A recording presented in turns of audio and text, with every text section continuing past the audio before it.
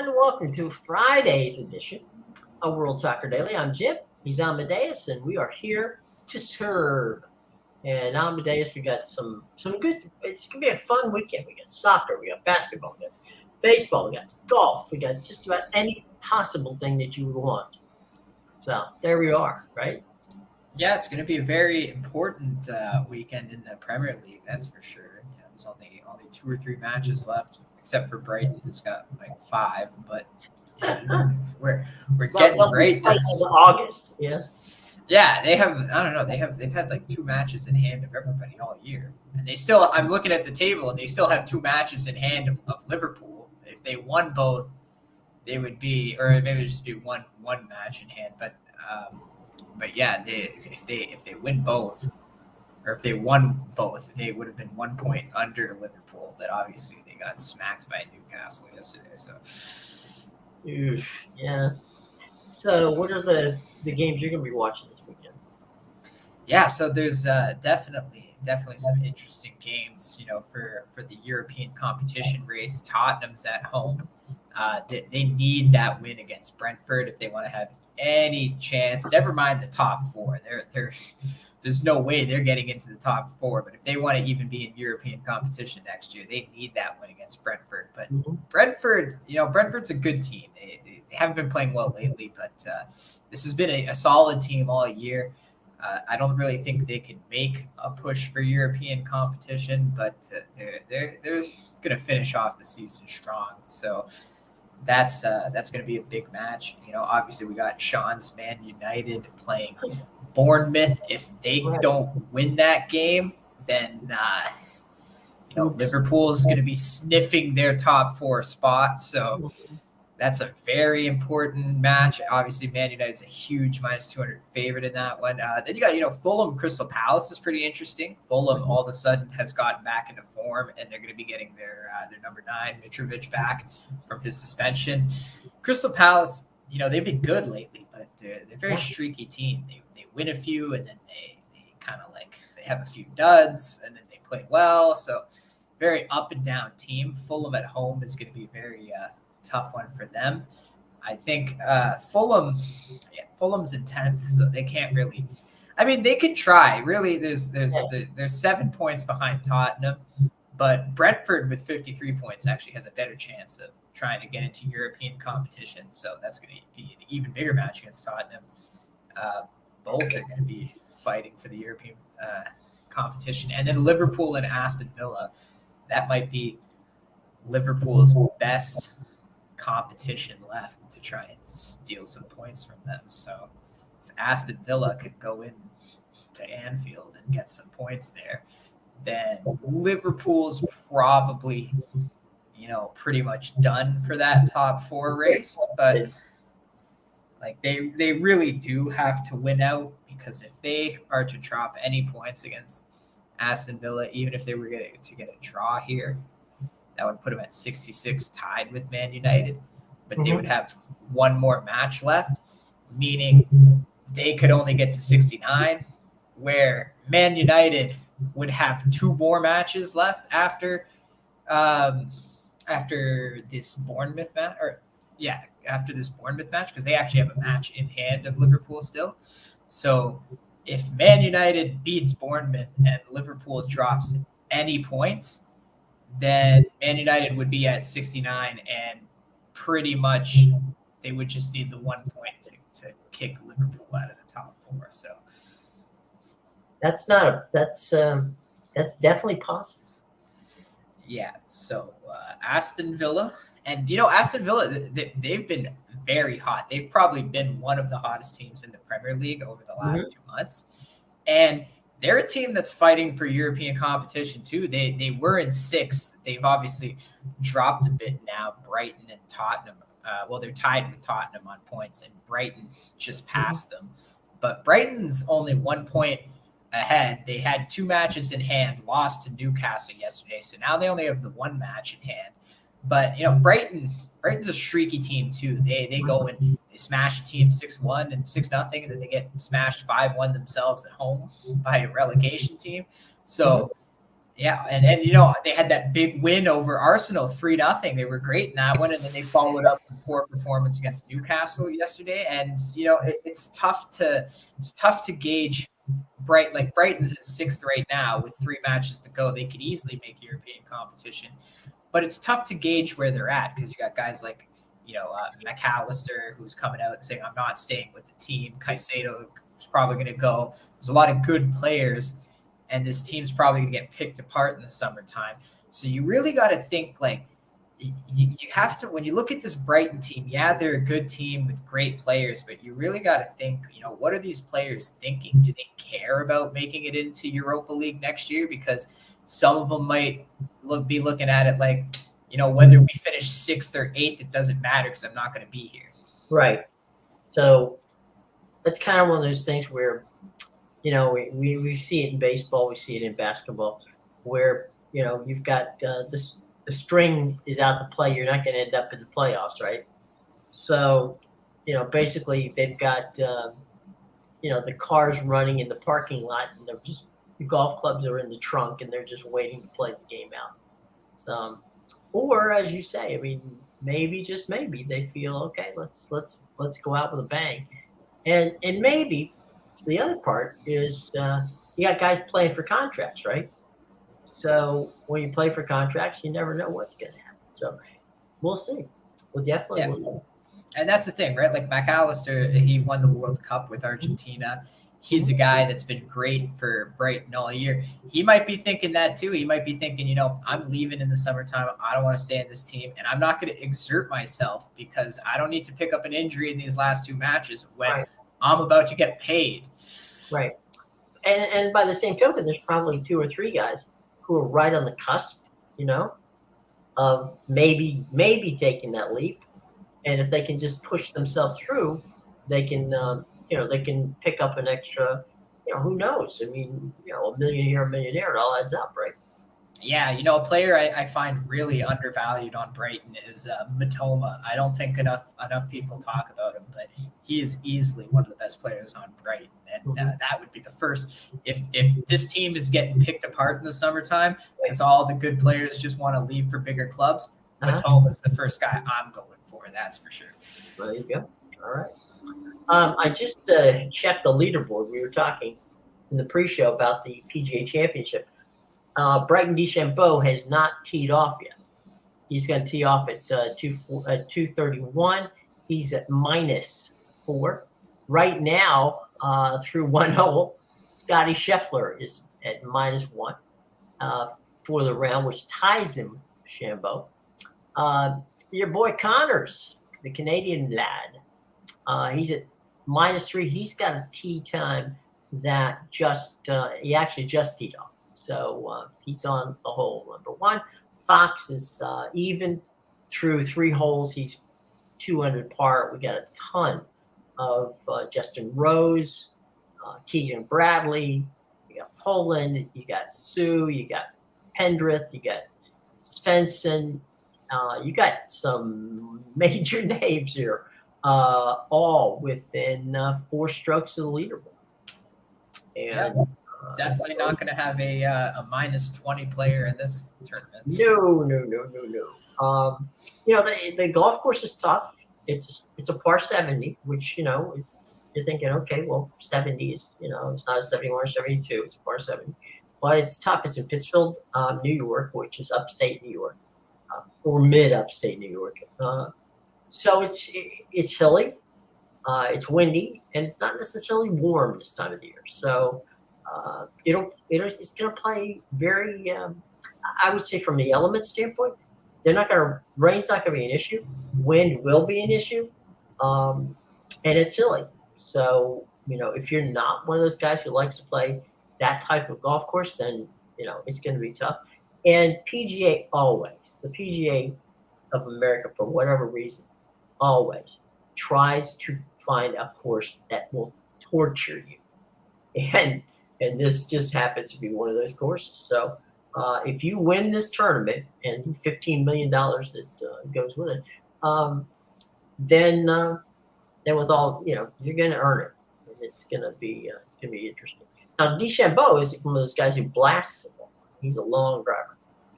Not necessarily an irons guy. He could use some of your irons there.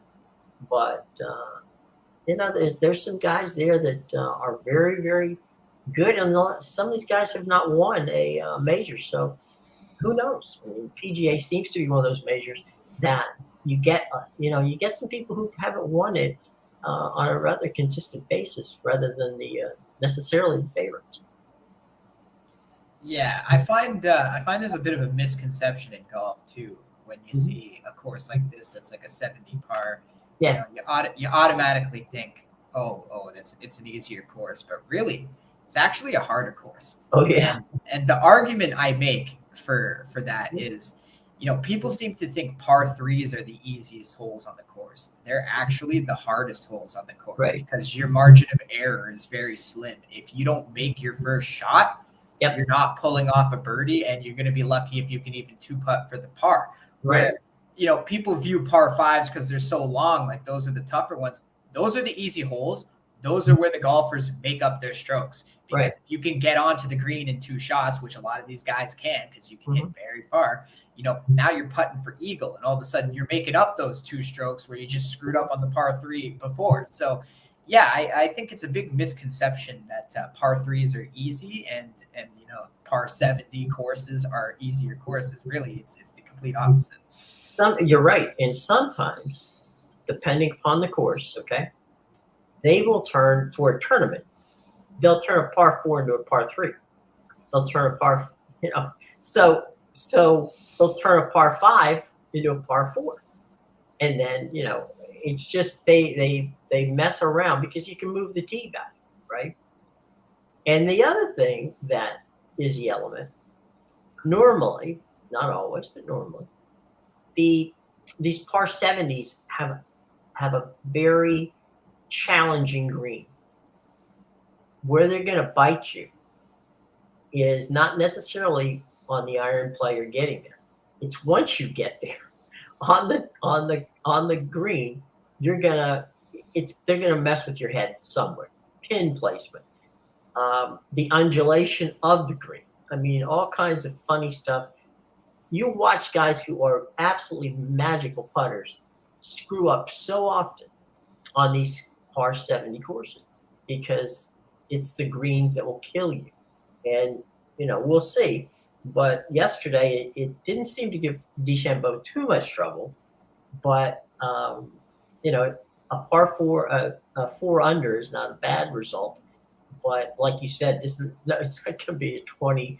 So this is not minus 20. This is going to be one in the single digits. And if you're lucky enough, I'm guessing maybe minus 5 to 6 is going to take it, maybe. Because again, you get 3. They're going to the hole placement today is already put, so obviously that's done. But then you've got hole placements for Saturday and Sunday, and they always change those up monster bad. So we'll see. Definitely. And that's another good point to make about the greens, just that because when people think, you think the sport of golf, you think it has to be played in a sunny place. And when you think about these PGA tournaments, you think of the Masters where guys are tapping the ball and it's rolling like completely off the green. But maybe I'm used to it because I'm Canadian, but up in these northern courses, the greens are much slower. You got to hit the ball, or else you're not going to get if you don't get the right weight on the putt too, you're going to get a bad line. Sometimes the ball break earlier than you expected, or later than you expected. So these greens are tough up north. They're also hard. Yeah. So when the ball hits it, it tends to bounce, which you don't see. I mean, on a southern green, that's not going to bounce. That ball's just going to, whenever it goes, it's going to land. It's different grass too, like just the rough and the fairways in general. It's different grass. Like up north, we use more Kentucky bluegrass. Right. I think some of the Florida courses are really tough because they use that Bermuda grass, which really sticks to the club head and tries to grab It does, and it sticks to the ball. Yeah. So it's like if you're in the rough, you're hacking to get it out of there, and you have to be strong. It's the other thing too. If you go and on the northern greens that you're talking about, right? Take the ball. I would say next time you're out playing, because it doesn't matter, you're just playing, right? Take the ball in your hand and just look at the cup and just roll it. Okay, like you're bowling, just a little roll.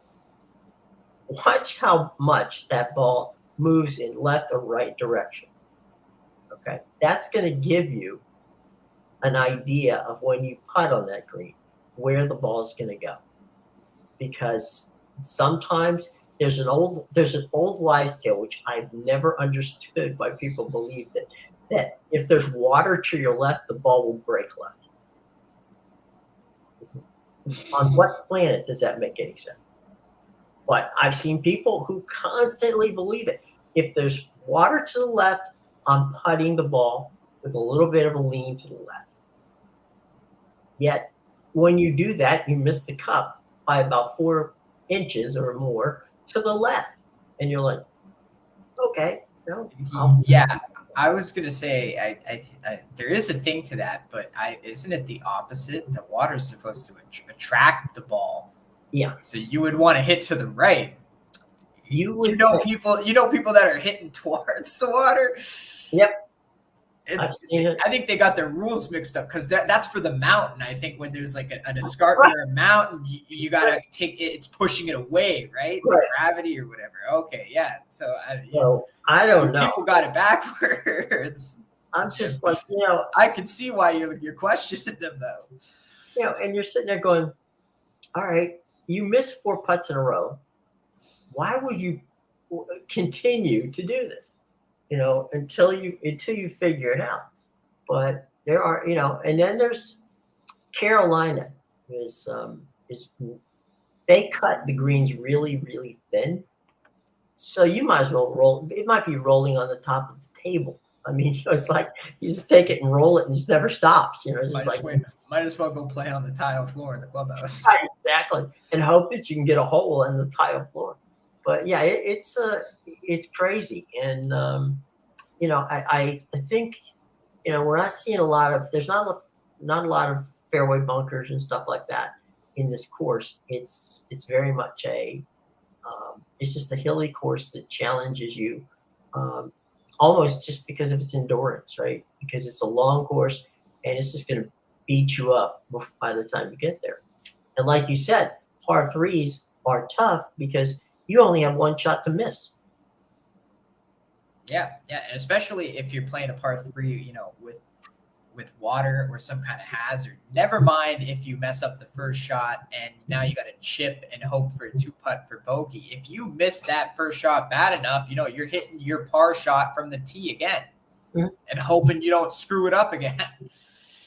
I've told a lot of people who are just getting into the game, I said, if you can find a par 3 course around you, get really good on it. Just learn there. Don't even take, don't take a driver with you. I mean, unless if you want to. But, just learn to play that par 3 course. Learn to command it. Once you get that, it's easier to play a par 4 or par 5. You'll be fine.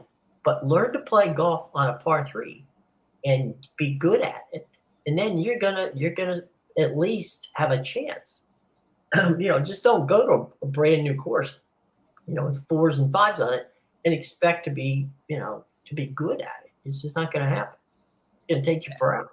And see, that's the thing, right? Like even though the par 3s are really the harder courses, a par 3 course is good for beginners because oftentimes the issue for beginners is the distance on the ball. I have a lot of friends that I taught how to golf, and for years it took them to get distance with the driver just to hit it 100 yards. Right. So it's tough. It's a distance thing. So it's not like, oh, well, if you're saying par 3s are harder, why would you want a beginner to play that? That's not the point. You want them to play the short course. And as you said, master the tougher holes on the course. Because once you master that and the distance will come with the technique and the form as you learn. Right. And once you have that distance, then yeah, absolutely. Because I bet if you asked a beginner, yeah, they'd want to play a par 3 course. But if you asked a professional golfer, they would probably love to play a course of all par fives, 18 Sure. holes of par fives. It'd be Right. so under par. Right, exactly. And the thing too is on the par three, you can chip, or you can learn your iron work, you can learn to putt. There's a lot of little things that, because as you say, I mean, how many times have we watched tournaments where guys are eagling par fives? You know, they're making money, they're making back where they screwed up all day on the threes and the fours on the par fives. I mean, they're not eagling a par four. That's not happening. So, you know, so they're making, That's luck at that point if you're eagling a par four. you know, yeah. But I mean, so you're spot on, because they're making money off the par fives. Okay. It's the other holes that are driving them out. So yeah, it's gonna be fun. We're gonna have a good weekend of some pretty good play. And if this group of players sticks around, man, I wouldn't want to be there on Sunday. That could be, you know, that could be an all-out war with some really good players. And so we'll see how that all plays out on the PGA. And like I said, real quick, we'll give you an update if there is an update. Let's see what we got here. I'm just refreshing. Scotty Scheffler has moved to 5 under par. He is 2 under after 2 holes. Bryson DeChambeau still, he's going to tee off around 2:30 Eastern time. Mr. Connors from the lovely Canadians is 1 under, so he's 3. He dropped a stroke. Howland and Fox are also 3 at this point, and they're all through 1. So you got plenty of time to go there. NBA. How about those Denver Nuggets? They're 2-0 after 2, and then we've got basically a Miami leads the series with Boston to get game 2 tonight. So you got 1-0 for Miami and 2-0 for Denver. Yeah, and, you know, I've seen this too many times now in the playoffs where the Heat were a 7.5 underdog in the first game. They won the game outright. Right. And so for game 2, and I've seen this already a few times in these playoffs alone, they raised the spread by 2, and the Celtics today are -9. That's what they opened at. So they lose the first game to the Heat outright, and then the odds makers go, okay, we're going to add 2 points to that spread for game 2. Yes. It's like are you paying attention? You know, and like, I understand Boston's going to come out strong because, you know, they got to tie the series up going down to Miami, but just watching this Heat team, you're gonna give people 10 points almost with the Heat. Probably wouldn't be a good idea. Yeah, so it's interesting. Now, it's not the first time I've seen it though. It was the same thing in the last series with the 76ers. The Celtics opened up as a 6.5 point favorite. I think in the first game it got bet up to around 7.5. The Sixers won outright. And then the Celtics again opened as a 9 point favorite in game 2, but they destroyed the 76ers.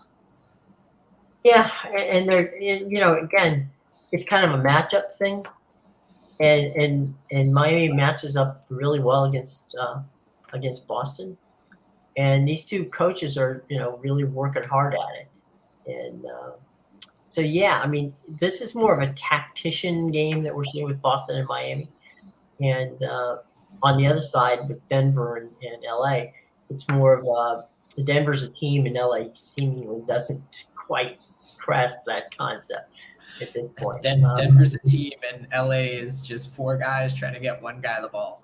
Right. 4 guys named Mo and LeBron.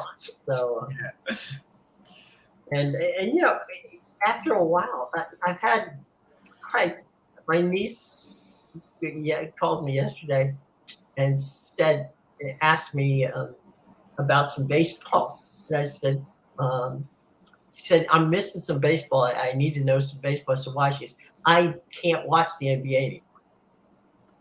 She goes, I feel that. I'm sick of it. I just can't. Don't ask me to do it anymore. I was like, I didn't ask you to do it. You can do it if you want to.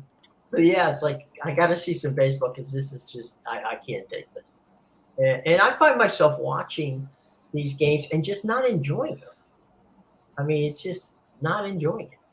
It's not. It's a bad product. And like, part of the reason is like some of these obviously now, whittled down to the best four teams, but Huh?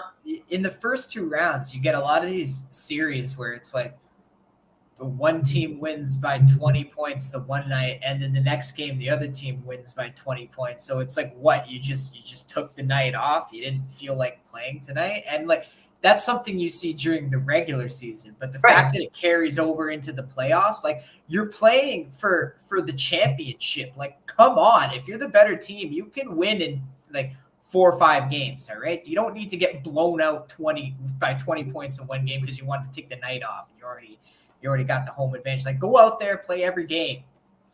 It's a bad product. But the NHL is becoming a terrible product too. I know every Canadian I talk to won't watch the NHL now. It's got to the point where it's too obvious that Bettman's trying to push southern markets, and guess what? You're losing the northern market now. Right. Or the market that basically pays the bills.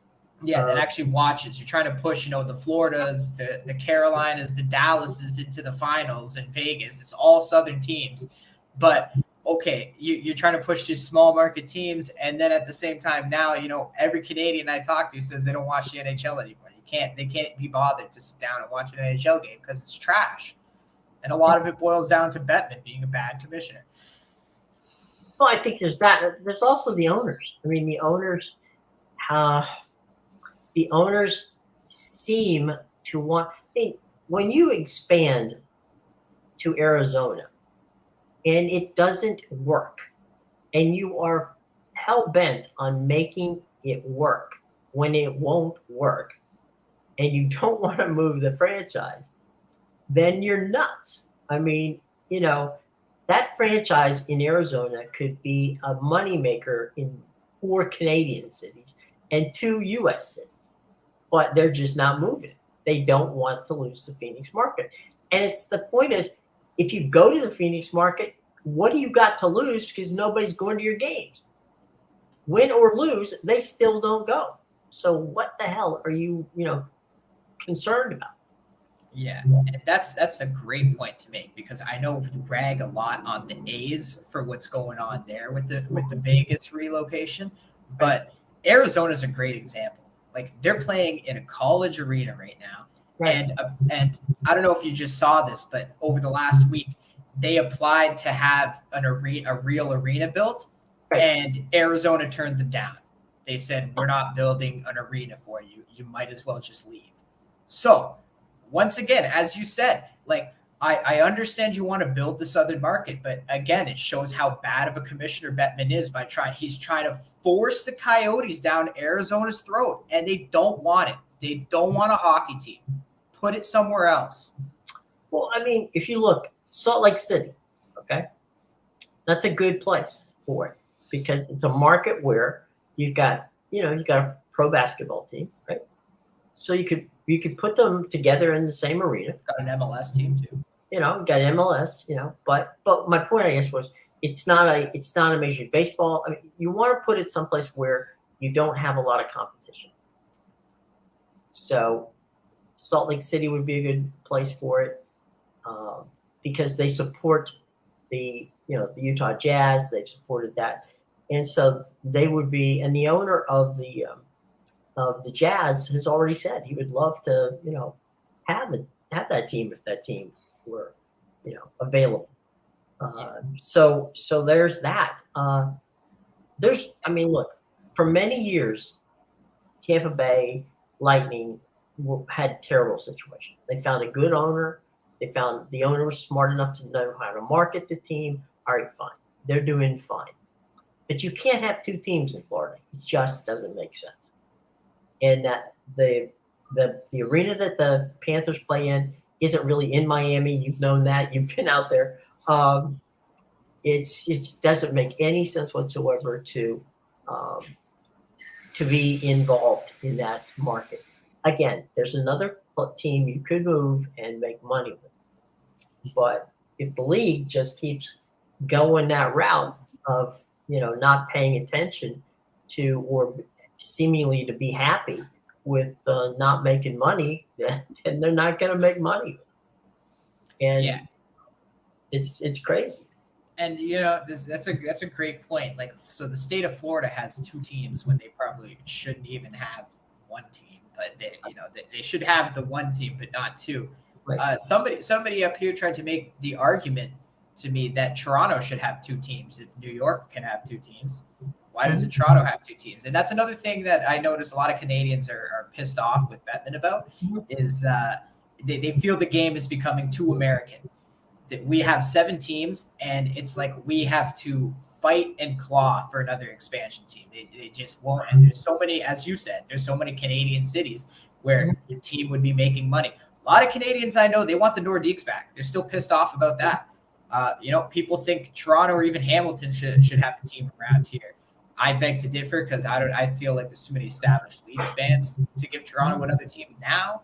But definitely, a city of 6.5 million people with the surrounding areas, absolutely they could support the team. So, Canadians are getting really fed up with Bettman, and I think it's gotten to the point where a lot of Canadians I've talked to have even just considered watching the minor leagues, the OHL, just Canadian hockey leagues. They would love the NHL teams pulled out of the NHL because it's getting to the point where they can't watch the NHL anymore. Well, who was the gentleman who owned BlackBerry? Remember? I know they're making a movie about it now. I saw the trailer. Okay, yeah. Anyway, the reason I bring that up is he wanted to move the team to Hamilton. He wanted to buy the Arizona team and move to Hamilton. And I remember that the Leafs went freaking crazy about it. And it's like, all right. And then the guy said, okay, fine. You don't want there. Where could we move it? We wanted to move it somewhere in Canada, in the eastern part. Quebec obviously came up because of the Nordiques. And again, there was pushback from the league. No, we don't want to go to the Nordiques. And so it's like, all right, look, you look at if you go to the proof of proof of concept, right? Look what happened with the Jets when they moved, back from Atlanta. And look at that building sold out in like about 3 hours for season tickets. So the proof of concepts are there. If you want to move a team from out of the United States to Canada, they will support it. The problem is getting the league to do it. Yeah, and like I said, it's becoming a problem because the more that Bettman tries to grow the game south, the more it's retracting up north. It's getting to the point where Canadians are saying we don't want to watch the NHL anymore, right. And we'll start. Obviously, you'll never see the teams leave the NHL, but that's what that's a lot of Canadians I talk to would prefer if we just start our own Canadian Hockey League at this point because we don't want anything to do with Bettman or the way that they're running the league right now. Well, the other part is they're trying to say, well, this is, they're using the TV angle, right? They're saying, well, we need the TV markets. Well, if you've got TV markets and nobody's watching, what's the use of having a market? You have 3 teams in New York. I mean, but Jersey is just across the bridge. I mean, so that's you got the Rangers, the Islanders, and Jersey. Yeah, and Buffalo too. Well, yeah, but I'm talking within 30 miles of each other. A radius of 30 miles. Okay. All right, 90 miles away, you got Philadelphia. Another 90 miles away from that, you got Washington. You got 5 hockey teams within 250 miles of each other. So, again, I don't understand how clustering all this together. And if you look at the teams that television wise and are that make money, it's Buffalo, it's Pittsburgh, it's Chicago. Chicago's the only big city that makes money off of hockey. I'm talking about the big three: New York, Los Angeles, Chicago. There you go. So if you're because I'm surprised hockey, New York doesn't do a bit better, but right? I'm surprised New York doesn't do a bit Well, they better. do, but in percentage to their audience, right? You have to look at the percentage of the audience. The percentage of the audience in New York is like, I mean, if you have 20 million people live in a town, and only 2% of them are going to the hockey games, then that's the way it's looked at. So it's kind of skews the numbers, but I mean, they sell out to go to Madison Square Garden. They don't sell out to go to the Rangers game, the Islanders games, and they don't sell out to go to the games, in Jersey. So, there's that. And because anything goes in the Garden, they'll sell out. But anyway, it's just to me, you're both basketball and the NHL has gotten to a point where you really, it's hard to watch, even if you're a fan, even if you really like it, it's hard to watch because they don't service the fans. Yeah, it's getting bad. I 100% agree with that, but we'll see. We'll see how these leagues want to grow. No, they haven't made us a commissioner yet, so we'll have to. Yeah, the NBA wants to expand to China, so Yeah, there you go. Give it a try. the All right, NFL wants to expand to England and Germany. Yeah, that makes a lot of sense. Yeah.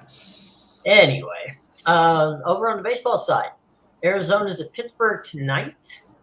Dick Galen and Noviado. The New York Yankees are in Cincinnati. That doesn't happen often. That's been quite a few years since that's happened. Schmidt against Lively. You got the Milwaukee Brew Crew are at the Trop. Hauser versus McClanahan. That ought to be a good one. Washington is hosting the Tigers at the stadium, and Boyd and Irvin are playing. The Cubbies are at Philadelphia at the Bank. Stroman versus Suarez. Baltimore is visiting your Toronto Blue Jays. Gibson and Carucci are on the hill. Let's see who's next. Cleveland and the Mets. I got to draw a bunch. Quantrill and Kurosawa. Seattle's in Atlanta. That's Miller and Elder. You got Kaufman and Perez with Texas and Colorado. Houston is entertaining the Oakland AAA A's, Walchuk and Bonchek. The quadruple A's. Right, the quadruple A's. Greinke is on the hill for the Kansas City Royals against the White Sox. Kopech. The Dodgers and the Cardinals. It's Gosselin and Matz in that game. Minnesota and the Angels on the coast. Ryan versus Detmers. Boston is in San Diego. Paxton against Bryce Snell, the 4-inning wonder.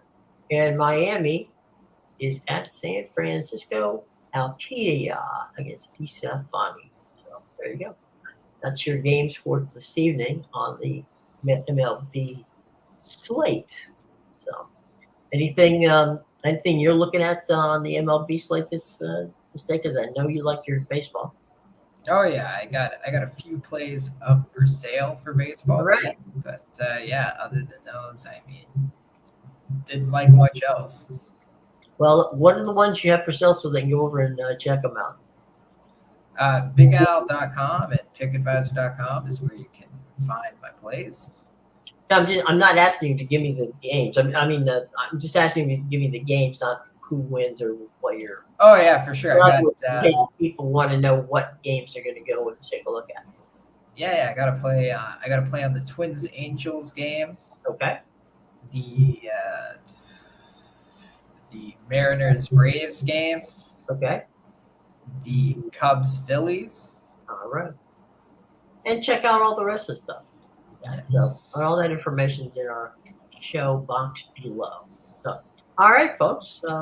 Any final thoughts before we get out of here on a very busy Friday afternoon? No, just All right. enjoy the Premier League this weekend. It's going to There you be some exciting games. Some fun. All right, gang. We'll see you on Monday, and we'll do a post-mortem on what happened over the weekend.